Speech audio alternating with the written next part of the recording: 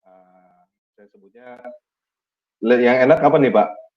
Agak panjang gitu. Pak MKC aja kali ya.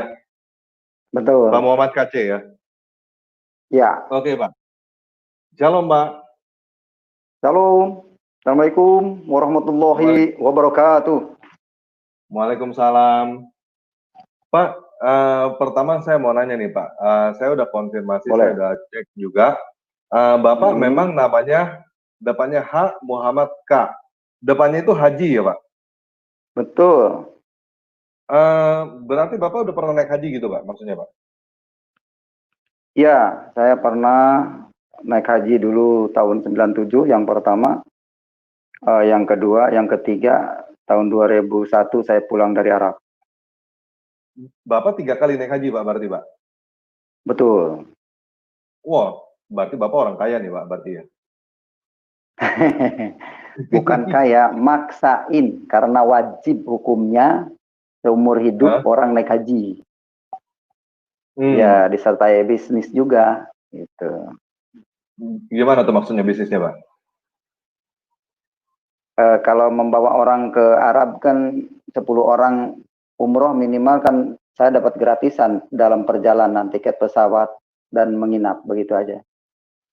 Oh, berarti Bapak maksudnya tour guide dulu Pak, gitu Pak? Ya, semacam itu. Oh, oke. Jadi ini resmi nih ya haji, depannya H-nya itu beneran resmi haji ya Pak ya? Oh iya, itu mahal. Dapat ke sana tuh berapa puluh juta. Makanya kalau nggak dipanggil haji, awas loh. Itu nama yang sangat mahal buat saya. Oke Pak. Terus konfirmasi nih Pak, soalnya masih banyak yang bingung nih Pak Haji ini sebenarnya Muslim atau Kristen Pak? Islam. Ya, Islam atau Kristen? Islam. Bapak Islam? Secara de facto itu kan Islam saya. Cuman hatinya berhubung saya mendapat petunjuk dari Al-Quran, ya hati saya untuk Yesus. Oke.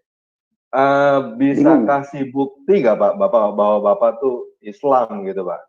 Soalnya banyak yang nyangka Bapak ini sebenarnya orang Kristen yang menyamar jadi Islam gitu Pak. Itu mesti dibuktikannya di catatan sipil kependudukan, itu asli itu.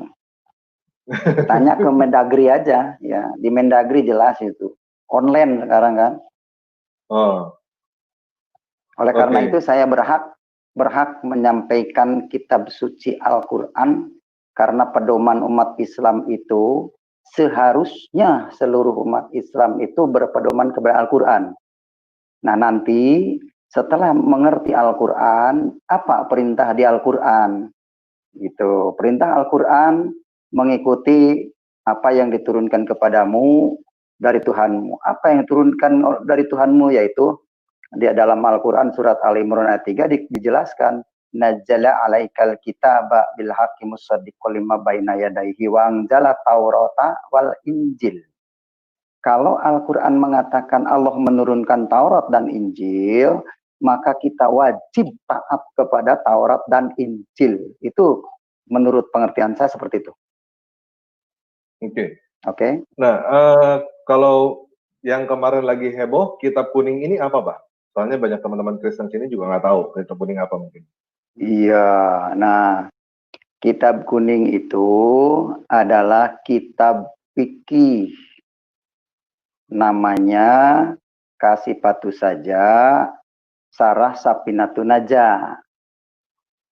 Nah, kasih patuh saja Sapinatun Najah. Sapinah itu bahasa Indonesianya itu tujuannya adalah perahu. Najah artinya keselamatan. Tujuannya kitab itu memberi penerangan supaya manusia selamat.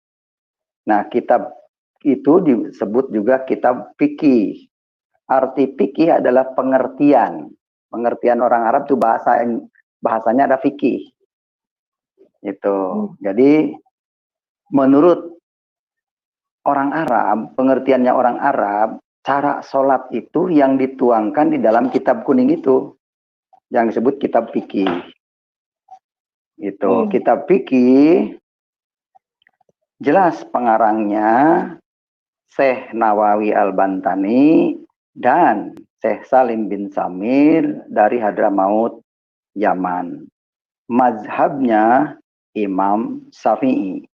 Siapa Imam Syafi'i? Imam Syafi'i itu adalah Muhammad bin Idris yang hijrah dari Mekah ke Mesir pada tahun 204 Hijriah, 200 Hijriah dan meninggal 204 Hijriah.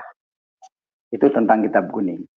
Dan di dalam kitab kuning ini tersurat di situ ada rukun Islam seperti yang pertama syahadat, yang kedua sholat, yang ketiga zakat, yang keempat puasa bulan Ramadan, yang kelima naik haji ke Mekah, manis tato'a ilahi sabila, kalau mampu di jalannya. Artinya punya ongkos, sehat, kuat, itu yang disebut mampu. Gitu. Oke. Jadi tadi kitab kuning ini artinya penuntun penyelamatan gitu. Penuntun pada keselamatan. Tujuannya seperti itu untuk menuntun keselamatan.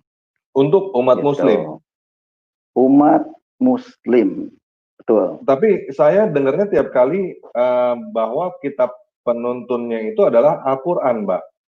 Dan Al-Quran katanya kitab penutup. Lalu ini ada lagi kitab baru, namanya kitab kuning yang menjadi penutupnya Al-Quran gitu maksudnya, Pak? Yang jadi penyelamatnya lagi gitu?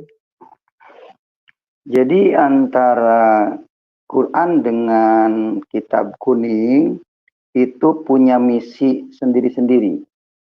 Contohnya begini. Kitab kuning adalah mengajar manusia tata cara beribadah.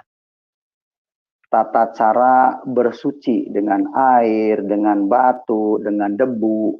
Nah, diatur di kitab kuning itu, di kitab Safinah itu. Itu. Kalau Al-Quran itu yang disebut firman Allah, wahyu dari Allah, yang menuntun manusia ke jalan Allah. Tuh. Jadi adanya di Al-Quran. Jadi Allah tidak mengatakan bahwa kitab dari Allah itu hadis dan fikih. Tidak.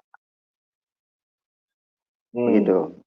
Oke, kitab kuning ini soalnya kemarin saya dengar-dengar dari teman-teman yang NU ya, yang kemarin kejang-kejang kayak agak ya melapor dan lain-lain itu dari pihak NU yang saya dengar teman-teman yang dari NU.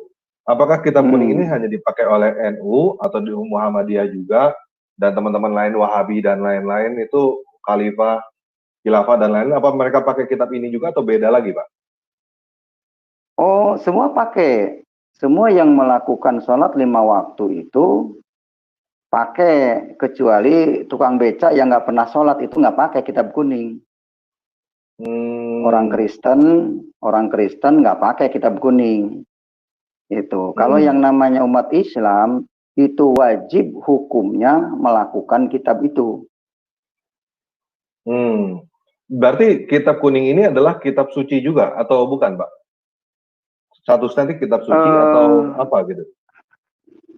Ya dianggapnya kitab suci, kitab perintah Allah, dianggapnya ya. Bagi orang yang belum tahu.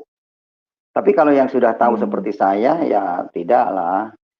Itu kitab suci bagi orang yang tidak tahu. Karena semua umat beragama Islam itu melakukan sholat itu. Karena di Al-Quran ada dikatakan di surat Al-Ankabut, surat 29 ayat yang ke-45. Yang berbunyi, Utlu ma'uhiya ilaika minal kitab. Aqimus sholah. Dirikanlah sholat. Itu satu. Jadi di situ tidak dijelaskan secara detail dirikanlah sholat itu seperti apa. Oleh karena itu, karena tidak ada perincian di Al-Quran tentang sholat seperti apa, maka ditafsirkanlah oleh orang Arab di pengertian orang, menurut pengertian orang Arab, yaitu sholat itu adalah duhur, asyar, maghrib, isya, dan subuh. Nah, itu yang disebut sholat. Itu pengertiannya orang Arab. Karena aqimus sholat, dirikanlah sholat. Hanya belum dilengkapi seperti apanya. Begitu. Berarti nggak ada di itu ya. Terus apa? Buku kuning ini sebenarnya dibikinnya kapan, Mbak? Menurut gambaran itu sekitar tahun sampai ke Indonesia ya, dari Gujarat itu yang membawakan ajaran kitab kuning itu adalah tahun 1855. Itu kira-kira seperti itu. Jadi menyebar ke Asia tahun 1855. Terus bedanya kitab kuning sama hadis itu apa, Pak? Bedanya kitab kuning itu karena warna kertasnya kuning. Hadis juga kitabnya kuning. Tafsir Jalalain juga yang menafsirkan Al-Quran juga warnanya kuning. Gitu. Jadi istilah bahasa di kitab kuning itu bahasa istilahnya, karena warnanya kuning maka dikenallah kitab kuning. Terus disebut kitab gundul karena gundul tidak ada tanda bacanya, baik itu Jabar, JR, PS, tidak ada. Kalau bahasa Sunda kan seperti itu. Jadi sebut kitab gundul. Jadi tulisannya hanya tulisan huruf aja kayak tulisan biasa gitu. Orang Arab mengerti. Kalau orang Indonesia, kalau nggak diajarin cara bacanya, nggak ada yang ngerti gitu. Apalagi artinya. Jadi banyak orang yang melakukan sholat itu hanya turun temurun dari ajaran orang tua gitu. Sebenarnya mereka tidak benar-benar mengerti. Oke. Pak, saya mau nanya Pak, ini yang dimaksud dengan kutip, Bapak kelihatan nggak sekarang nih di layar ini Pak? Yang dimaksud kitab kuning yang mana ini Pak? Yang mana nih Pak? Ini ya. Kelihatan Pak? Kelihatan. Tuh, yang tengah tuh. 1, 2, 3. Yang keempat no.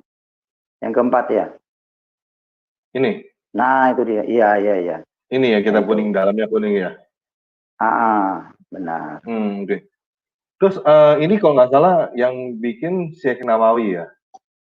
Iya, Syekh Nawawi Al-Bantani, iya betul. Nah iya betul itu. Syekh Muhammad Nawawi Al-Jawi Al-Bantani. Benar atau itu. Syekh Nawawi Al-Bantani lahir di Tanara Serang tahun 1230 Hijriah atau 1813 Masehi, meninggal di Mekah. Seorang ulama Indonesia bertaraf internasional yang menjadi imam Masjidil Haram. Betul. Dia bergelar Al-Bantani karena berasal dari Banten, Indonesia. Dia adalah seorang ulama dan intelektual yang sangat produktif, menulis kitab. Karyanya tidak kurang dari 115, meliputi ilmu fikih, tauhid, tasawuf, tafsir, dan hadis. Oh, jadi dia bikin fikih, bikin buku tauhid juga, bikin tasawuf juga, bikin tafsir juga, dan bikin hadis juga. Iya. Wow. Tahun 1813 lahirnya, Pak. Berarti ini 1200 tahun, 1300 tahun setelah Muhammad meninggal ya? Iya, benar. Buku ini baru ada 1300 tahun setelah Nabi Muhammad meninggal, dan ini yang jadi pegangan umat muslim sekarang. Betul. Oke.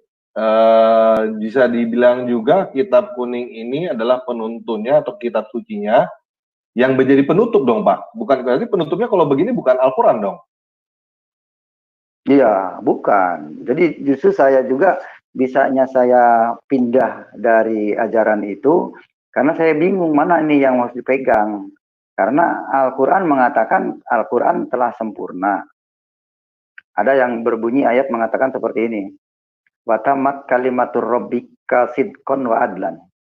Telah sempurnalah kalimat-kalimat Tuhanmu dengan benar dan adil.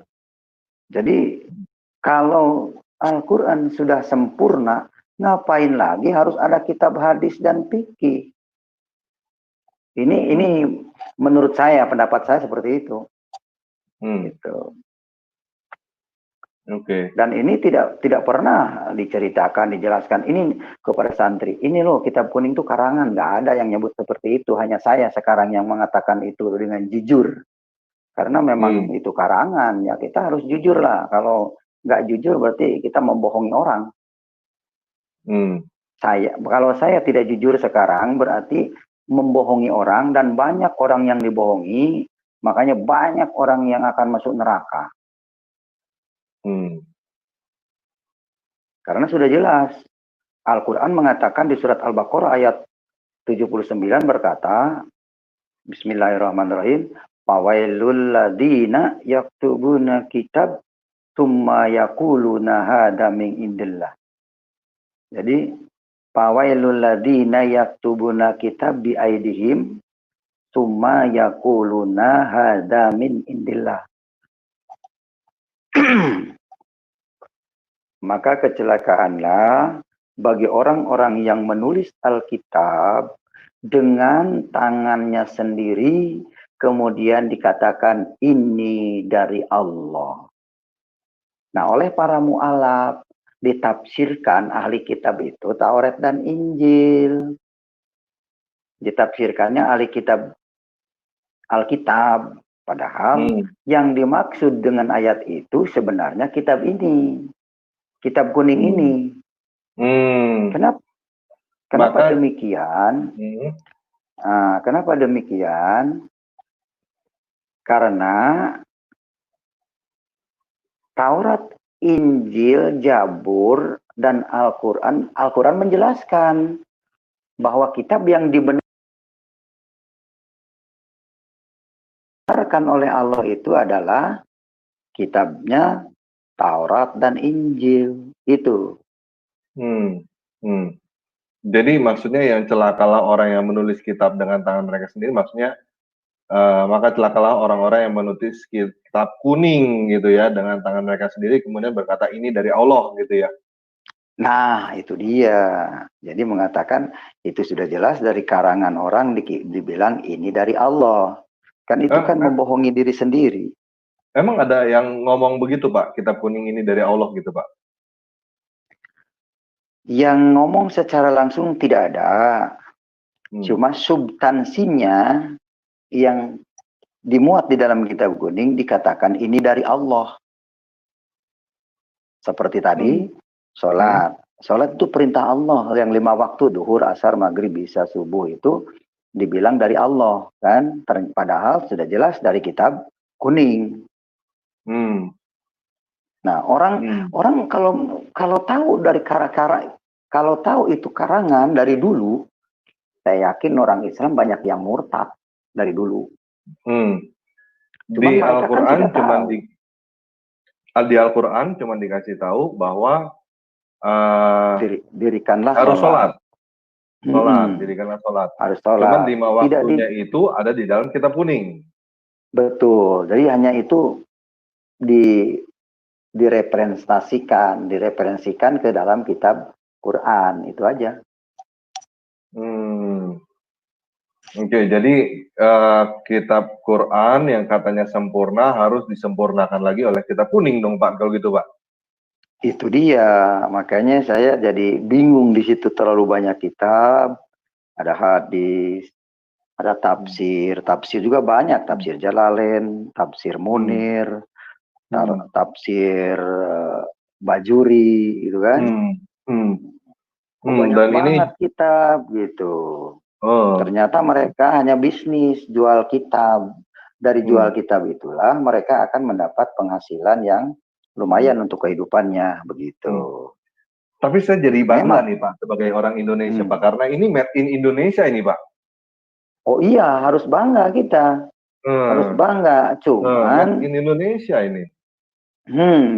Makanya orang mayoritas di Indonesia ini Islam karena memang kitabnya buatan Indonesia. gitu. Makanya Arab itu kurang mematuhi kitab itu. Contoh, di dalam kitab fikih itu habis wudhu nih, habis wudhu ambil air wudhu mau sholat ya. Nah, kemudian kita bersentuhan dengan istri, batal harus wudhu lagi, nggak boleh bersentuhan. Gitu. Kenapa itu adanya di mana? Tidak.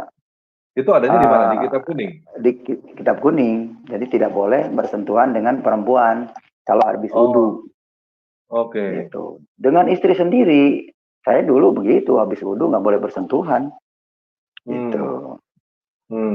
Tapi beda dengan di Arab. Di Arab istri orang juga saya pernah tuntun waktu muter-muter Ka'bah itu, tawaf. Ya, muter 7 putaran, tawaf itu 7 putaran muter. Jadi saya tuntun istri orang, dulu ada orang Indramayu, saya tuntun aja. Nggak batal tuh di Arab. Terus kenapa? Karena ngacunya ke mazhabnya Imam Maliki. Jadi berubah-ubah di Indonesia, Asia, Malaysia, Imam Syafi'i yang dianutnya. Kalau di Arab, Imam Maliki, imamnya. Jadi Imam Maliki dengan Imam Syafi'i udah beda. Konsepnya, esensinya udah beda. Gitu. Oke, jadi gini, di dalam Islam yang dijanjikan, maksudnya bukan dijanjikan juga ya, karena masih insya Allah kan.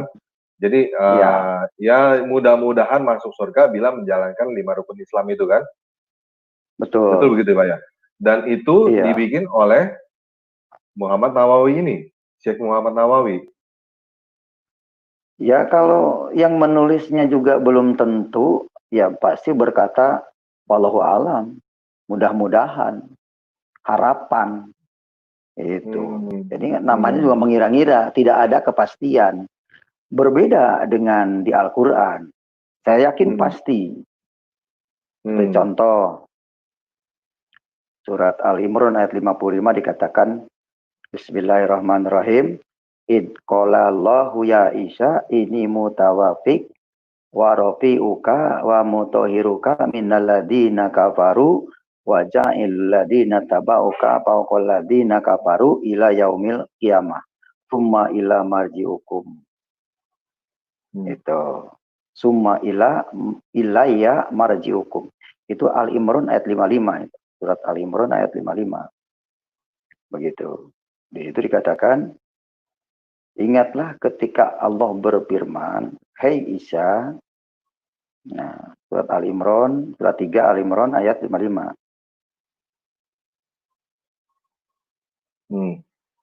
Ayat 55. Ya. Nah, idz qala Allah, ini Allah yang ingatlah ketika Allah berkata, berfirman, idz qala Allah, ini firman Allah nih. Ya Isa, hei Isa, inni mutawaffika wa rafi'uka. Sesungguhnya kami akan mengakhiri hidupmu, ajalmu, dan mengangkat kamu kepadaku, dan ilamu wa mutahhirukan, dan mensucikan kamu minal ladina kafaru, dari orang-orang yang kafir. Nah, waja'ilul ladzina tabauka, dan menjadikan orang-orang yang mengikuti kamu fawqal ladzina kafaru, di atas orang-orang kafir, ila yaumil qiyamah, sampai hari kiamat. Summa ilayya marji'ukum. Kemudian hanya kepada akulah kembalimu. Itu artinya. Jadi yang pasti Isa itu di sini dikatakan di akhiri ajalnya dibersihkan dari orang-orang kafir, dan orang yang mengikutinya akan di atas orang kafir hingga hari kiamat. Kemudian hanya kepada akulah kembalimu, kata Allah. Ini Allah loh yang berfirman. Jadi Isa dan pengikutnya yang pasti kembali kepada Allah. Oleh karena itu, saya menemukan ayat ini, maka saya hijrah ke gereja. Karena yang ada Injil, Taurat Injil di gereja. Gitu. Emang di Islam nggak diajarin Pak Taurat dan Injil itu Pak? Nggak ada yang tahu Taurat dan Injil. Makanya Banyak sekarang dibuka sama saya, banyak yang kebakaran jenggot begitu. Yang diajarin adalah kitab kuning justru ya ini ya. Kitab kuning yang diajarkan terus dan hadis. Jadi hadis. Jadi maksudnya kemarin kan Bapak ada bilang jangan tertipu gitu ya. Maksudnya berarti ini pengalaman Bapak sendiri bahwa Bapak dulu begitu tertipu gitu ya Pak ya? Benar, saya ceritanya cerita kesaksian kan.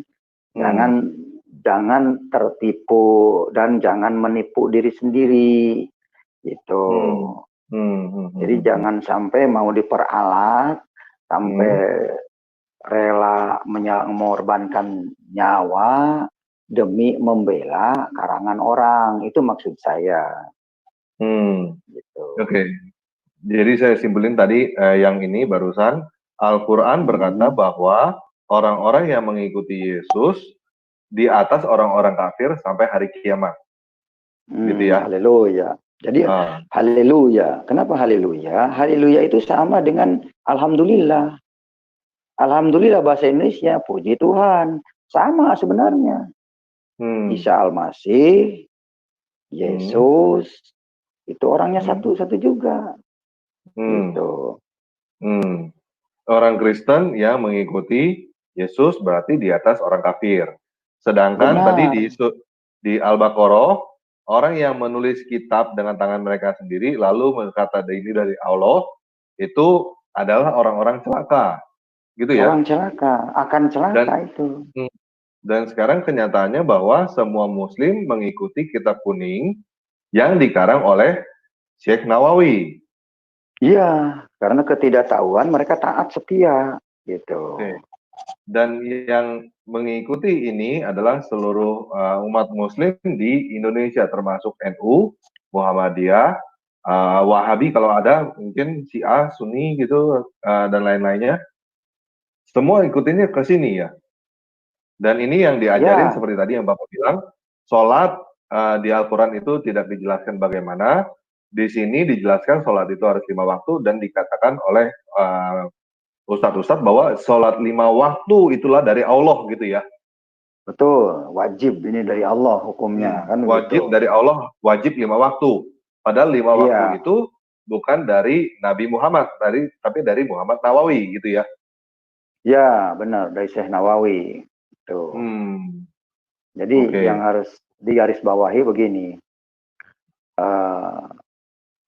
Sholat itu bukan ibadah, tapi tiang agama. Dalilnya, as-sholatu imaduddin. Sholat adalah tiang agama. Man akomaha pakod akomadin. Barang siapa mendirikannya, maka orang itu mendirikan agama. Waman tarokaha pakod hadamadin. Dan siapa orang yang meninggalkannya, meninggalkan sholat 5 waktu, dia telah merobohkan agamanya. Jadi orang Islam ini yang tidak sholat itu sudah merobohkan agamanya. Itu. Waman tarokaha pahwal kafirun, itu kata hadis. Barang siapa yang meninggalkan sholat 5 waktu, mereka itulah kafir. Itu kata hadis. Gitu. Makanya kenapa banyak mu'alaf menyebut kepada orang yang tidak sholat itu kafir. Orang Kristen itu kafir karena tidak pernah sholat seperti itu. Gitu. Jadi hasil penafsirannya dia, orang Kristen itu kafir karena tidak melakukan sholat 5 waktu. Berdasarkan kitab kuning. Berdasarkan kitab kuning. Mereka tidak tahu justru bahwa orang sholat itu yang akan celaka. Seperti yang dikatakan di surat Al-Ma'un ayat 4 berbunyi begini. Bismillahirrahmanirrahim. Sorry Pak, bentar Pak. Surat 107. Surat 107 Al-Ma'un. Bentar ya. Surat 107 Al-Ma'un. 107 Al-Ma'un ayat 4. Nah, yang berbunyi fawailul lil musallin alladzina hum an salatihim sahun. Maka kecelakaanlah bagi orang-orang yang sholat. Aladinahum, mereka itu an sholatihim sahun, kepada sholatnya tidak sahun, artinya tidak mengerti, tidak hafal apa yang dibaca dalam sholat itu tidak mengerti. Nah, itu yang disebut sholat sahun. Karena di surat 4 ayat 43 dikatakan. Surat An-Nisa, surat 4 ayat 43. Coba ya, bentar ya. 4 ayat 43. 43. Nah, itu. Ini, Pak. Bismillahirrahmanirrahim. Ya ayyuhalladzina amanu la taqrabus sholata wa antum sukara hatta ta'lamu ma taqulun.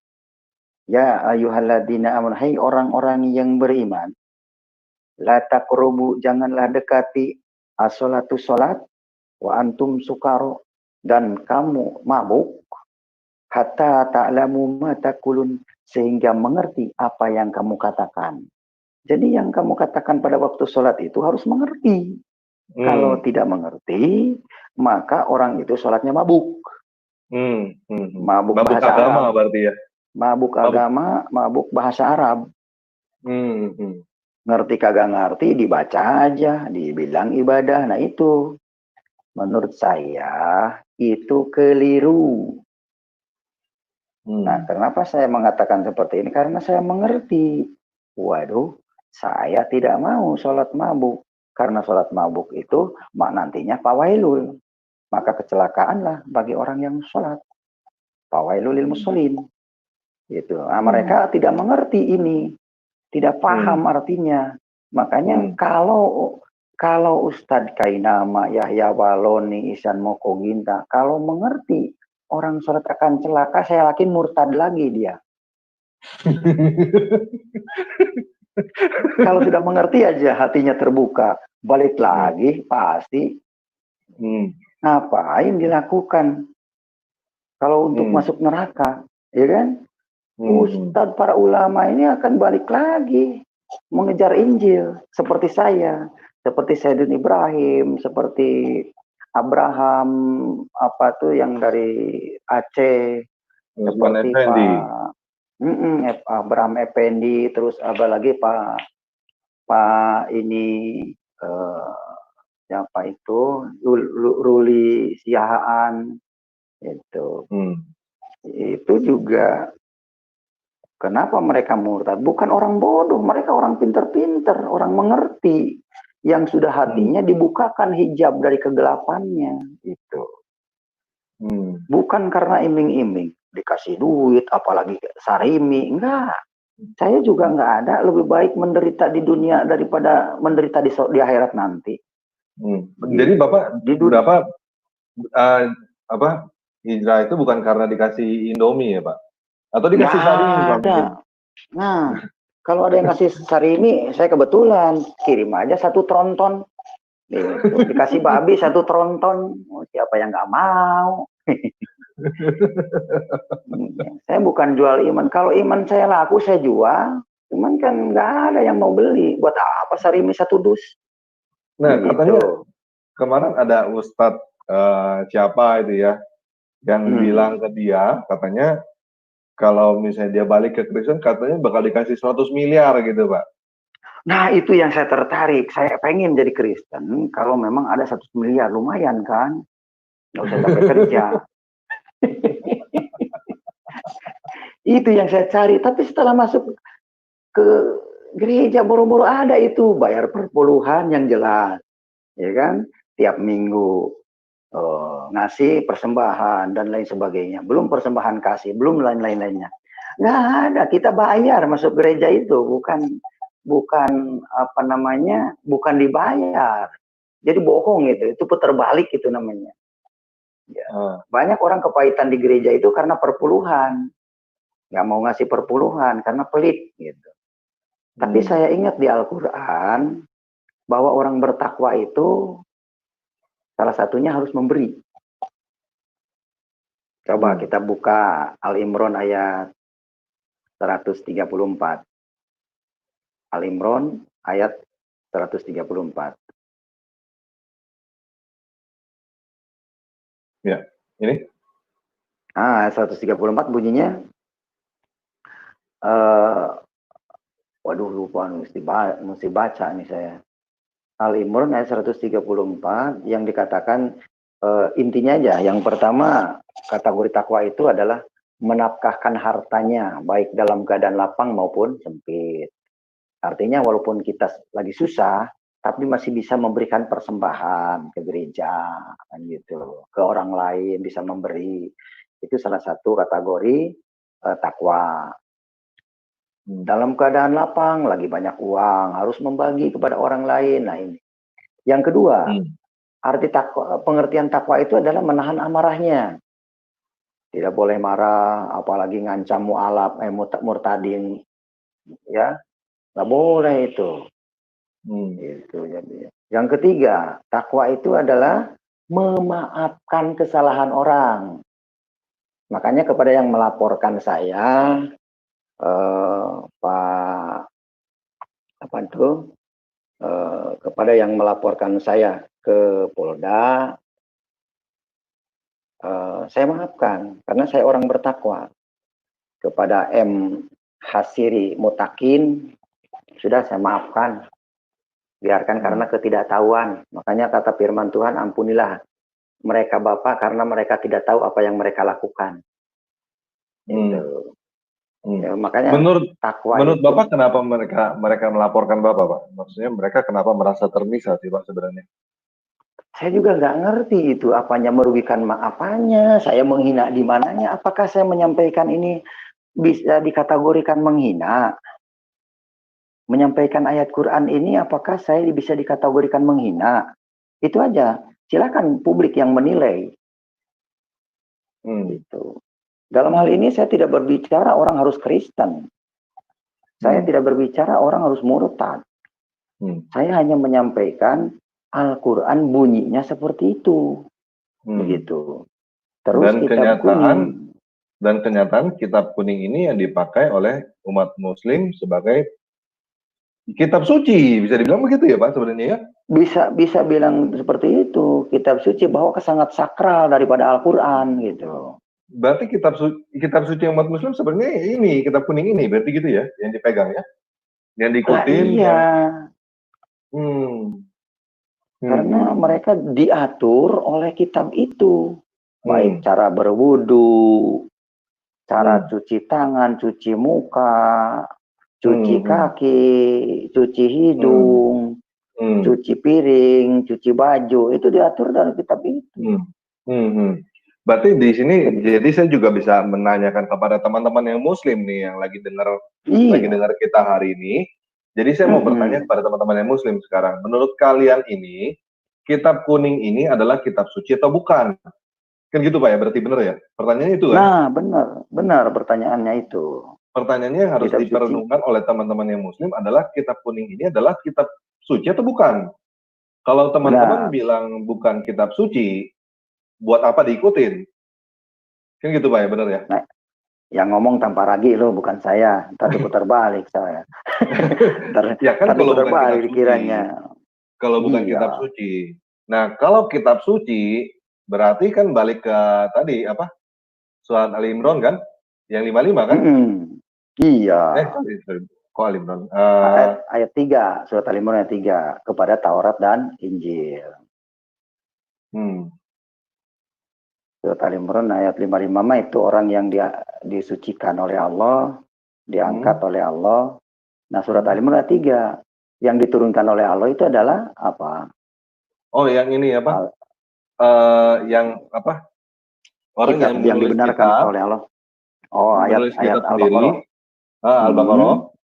Al-Baqarah 79 yang kalau misalnya teman-teman bilang kitab suci ini adalah kitab kuning ini adalah kitab suci, ya bagaimana dengan Al-Baqarah 79 kan? Yang katanya celakalah orang yang menulis kitab dengan tangan mereka sendiri dan berkata ini dari Allah. Dan kenyataan begitu ya Pak ya. Jadi ini dilema buat teman-teman yang muslim sebenarnya kitab kuning ini. Sangat dilema. Makanya mereka sangat santer melaporkan saya biar saya ini membungkam kebenaran ini. Tapi saya tidak. Orang Tuhan suruh bicara kok. Supaya manusia itu mendengar, karena ini hari-hari ini sudah semakin singkat. Dunia ini sudah semakin singkat. Corona ini sudah diambil satu-satu, orang ini meninggal. Jadi mau kemana kalian meninggal? Mau tetap beragama atau memang mau kepada Tuhan? Karena nanti di akhirat ini, di alam kubur itu yang ditanya bukan agamanya. Man robuka, siapa Tuhanmu? Nah ditanya artinya, kenalkah kamu dengan Tuhanmu? Coba mau jawab apa? Bilang Allah. Nanti kata malaikat, Allah yang mana yang kamu sembah? Toh ternyata yang di Arab itu batu. Jadi Allah yang mana? Kamu ngiblat kemana? Pak. Maksudnya di Arab itu batu gimana nih Pak maksudnya Pak? Jadi gini, ketika saya hajian ke Arab, waktu tawaf, mencium Ka'bah, itu bentuk Ka'bah itu wujudnya itu batu. Batu hitam. Orang Arab jujur, Hajarul Aswad. Hajar itu batu, aswadun hitam, batu hitam. Tuh. Ada dalil yang mengatakan dulu batu itu putih dari sorga, tapi di Al-Quran nggak ada, saya cari. Kalau di Al-Quran ada, di hadis yang mengatakan katanya dulu batu itu putih karena dosa manusia, maka batu itu jadi hitam. Kata hadis, kata orang yang mengatakan itu kata hadis gitu. Tapi saya sekarang sih sudah tidak terlalu. Nah itu dia batu itu batu hitam diputarin, dikelilingi ya, itu dia bisa itu masuk ke situ gitu. Wah sekarang udah mewah, dulu mah belum, udah bangun tinggi banget. Nah itu dia gitu. Nah jadi waktu bukan musim haji mah masih bisa longgar, bisa mencium dekat karena nggak terlalu banyak orang. Kalau musim haji, waduh nggak bisa itu mencium. Kalau bisa mencium waktu hajian, waduh udah gembira banget. Gitu. Oke, lanjut. Pak, mungkin supaya teman-teman masih, mungkin ada teman-teman yang masih ragu Pak. Maksudnya ini kayaknya jangan-jangan nih Pak MKC itu cuma asal ngomong gitu. Bisa diceritakan nggak Pak sebenarnya orang haji itu ngapain Pak sebenarnya Pak? Ngomong-ngomong ada haji. Bapak kan udah naik haji nih Pak ya. Ada yang namanya turun haji nggak Pak? Turun haji nggak ada. Jadi kalau udah naik nggak bisa turun lagi dong gitu? Nggak bisa. Kalau udah naik aja terus. Nah ini nih kitabnya nih. Ini kan, nah ini rukun Islam nih. Jadi melaksanakan rukun Islam, syahadat, sholat ini kelihatan? Ya, kelihatan. Nah, terus di sini kan yang terakhir ini hajian nih. Nah ini yang hitam itu yang di surat hijau. Nah ini wahijul baita man istata'a ilaihi sabila. Jadi melaksanakan haji kalau mampu di jalannya. Jadi saya tidak berbicara tanpa dasar, ada bukti. Dan saya tidak menjelekkan, ini benar, ini karangan. No. Ini jelas. Nah ini kan pengarangnya ini jelas, di covernya nih. Nah, jelas. Di covernya ini ditulis ini karangan. Begitu. Makanya saya menghimbau lah kepada para mualaf, jangan terlalu kenceng di depan publik, mengkafir-kafirkan orang. Yuk kita rukun aja lah. Kalau memang cinta Islam, lakukanlah sesuai Islam. Ya, kok yang tanggung jawab di akhirat nanti masing-masing. Kok jangankan dengan orang lain. Saya dengan istri, dengan anak saja tidak bertanggung jawab di hadapan Tuhan.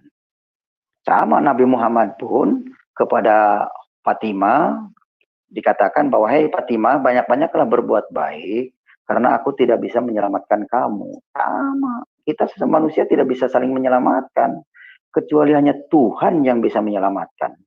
Kalau memang Yesus itu Tuhan, pasti dia bisa menyelamatkan, itu saja. Dan di kitab hadis dijelaskan bahwa yang akan turun di hari kiamat Isa Al-Masih. Tapi dialihkan oleh mereka, Isa turun itu tujuannya mau membunuh babi dan merusak salib. Itu kata hadis. Tapi kata Quran enggak. Kata Quran. Tapi ada juga hadis yang mengatakan bahwa Isa Al-Masih turun ke dunia akan menjadi hakim yang adil. Oke. Itu hadis Bukhari Muslim itu. Ini cukup menarik Pak, karena ini ini Syekh Nawawi ini juga menulis hadis ya di sini ya. Iya, itu kan berarti karangan manusia dong. Tahunnya 1813, 1800-an lagi. Iya. Wow. Makanya saya menggedor umat Islam, terbukalah hati, jangan ditutup-tutupin. Saya ini membuka hati mereka biar ngerti loh, di publik ini saya buka biar mereka itu sadar bahwa itu adalah karangan manusia, bukan firman Allah. Karangan, jelas pengarangnya Syekh Nawawi, maka saya bilang dengan jujur, saya katakan ini karangan manusia. Bagaimana kalian mengharapkan selamat? Yang ngarangnya juga ini, belum tentu. Yang ngarangnya ini nih ya, fotonya juga ada ini ya. Iya, benar. Oke. Jadi fakta yang saya sampaikan tinggal bagaimana cerdas-cerdasnya orang yang menyimak pembicaraan saya sekarang. Kalau yang cerdas, saya yakin tidak mau jadi mualaf. Yang mualaf juga balik lagi, nggak apa-apa. Gitu. Banyak santri sekarang sudah percaya Isa Al-Masih, percaya Yesus. Ya. Pak, terus tadi kalau Hajar Aswad ini sebenarnya apa sih, Pak? Ya batu hitam ya, itu batu kelihatan. Nah, ini sebenarnya lagi ngapain sih, Pak, kayak gini, Pak? Itu lagi cium batu. Nah, itu yang disebut cium batu. Di Al-Quran sih nggak ada perintah seperti itu, yang ada di hadis. Karena mengikuti Nabi dulu katanya mencium batu ini. Kalau bukan Nabi, kalau Nabi tidak mencium ini, saya juga tidak mau mencium. Ada sahabat yang mengatakan demikian. Gitu. Jadi orang-orang ini ikut-ikutan karena Nabi mencium batu itu. Iya, tapi nggak ada perintahnya. Nggak ada di Al-Quran. Terus yang kelilingin ini juga nggak ada juga di Al-Quran, Pak? Nggak ada. Di Al-Quran nggak ada muter-muter seperti itu. Karena semuanya produk kitab kuning. Tuh, naik-naik gunung, Jabal Nur, tuh. Ada di sana. Tadi gunung, coba yang gunung tampilkan lagi. Jabal Nur. Yang tadi gunung. Nah, itu waktu perang Badar, Nabi Muhammad tuh perang sembunyi di Jabal itu, Jabal Nur. Saya juga ke sana dulu. Ngelihat Gua Hiro di situ. Ini ya. Ya, Gua Hiro di situ. Nah, di situ dia. Gua Hiro tuh di sini. Iya, di Jabal Nur itu, di atas. Ya, Gua Hiro tuh di situ. Nah, di situ pada begituan doang. Karena itu ceritanya perang ini Nabi Muhammad itu ke situ larinya, sembunyi di Gua Hiro, ada gua di situ. Nah, dapat wahyu surat Iqra. Itu Iqra kita baka kapa binafsika al yauma alaika hasiba. Baca kitabmu yang cukup bagimu sampai hari penghisaban gitu.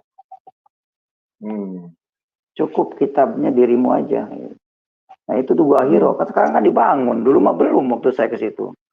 Dibangun sekarang mah mewah-mewah, duit banyak dari setiap negara datang ke situ. Iya. Kirim devisa gitu. Ini di Al Jabal Nur, Pak. Jadi ini jadi kafe ini kayaknya nih. Ada angkringan ini. Makanya. Ini. Iya, angkringan. Nah, setelah dari Jabal Nur baru ke Musdalifah, ke Arafah, yaitu wukuf di sana namanya. Arti wukuf itu wajib, bahasa Arabnya wajib itu berhenti di situ. Nah, itu di Musdalifah itu. ini. berhenti.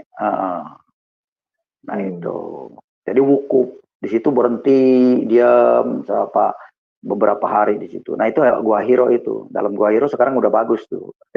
Oh ini Gua Hiro gini isinya. Gua Hiro itu Gua Hiro itu. Nah Nabi Muhammad itu dulu waktu perang tuh sembunyi di situ. Oh yang ketemu malaikat itu di sini.